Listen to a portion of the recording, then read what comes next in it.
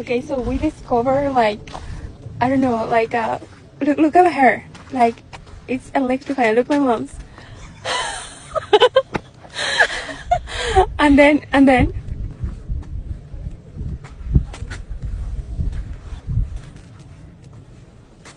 can you hear it?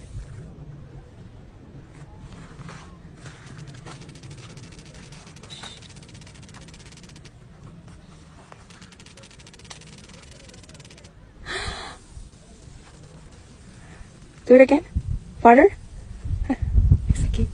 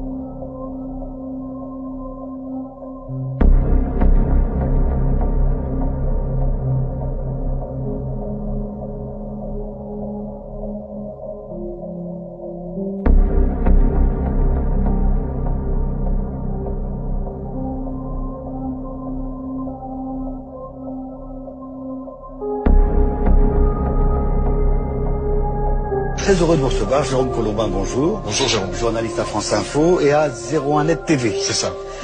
Avant de parler de cette étude de Birmingham, l'université, elle prévoit l'écrasement, la fin d'Internet en 2023. Donc très bientôt.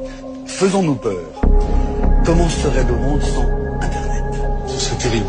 Alors évidemment, plus d'emails, plus de Facebook, plus de Twitter, plus de sites d'actualité, plus de vidéos, donc la télé, les applis mobiles, plus d'applis pour la navigation routière, plus d'objets connectés, enfin...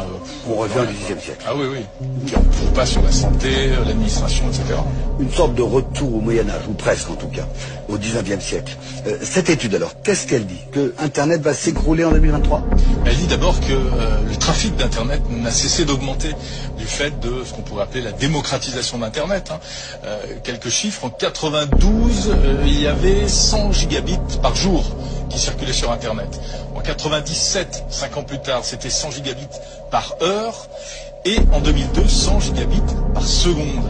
En fait, si on regarde la courbe de l'évolution d'Internet, on va dans le mur. Pourquoi? Parce que la structure actuelle de ce qu'on appelle vraiment l'infrastructure du réseau, les backbones, c'est-à-dire les épines dorsales, les gros tuyaux en fibre optique qui relient les différentes plaques de pays, de continents à travers le monde. Gros câble d'architecture. Très gros câbles. Eh bien, les fibres optiques actuelles, elles ont une capacité maximale de 100 terabits par seconde. En français, 100 terabits par seconde. Ça fait, pour vous donner une idée, c'est environ 250 disques Blu-ray. Et c'est ce qu'on appelle une crise de capacité, un capacity crunch. Capacity crunch. Comment on explique l'augmentation? On consomme de plus en plus, on envoie de plus en plus de mails. Bien sûr, on envoie plus de 180 milliards de mails par jour. Et encore, il n'y a pas que les mails. Il faut parler de la télévision. Netflix, rien qu'aux États-Unis, monopolise à lui seul chaque soir 70% de la bande passante, c'est-à-dire la capacité d'Internet aux États-Unis. C'est monstrueux. Ça donne pour voir la télévision. Les gens qui regardent des films, tout simplement.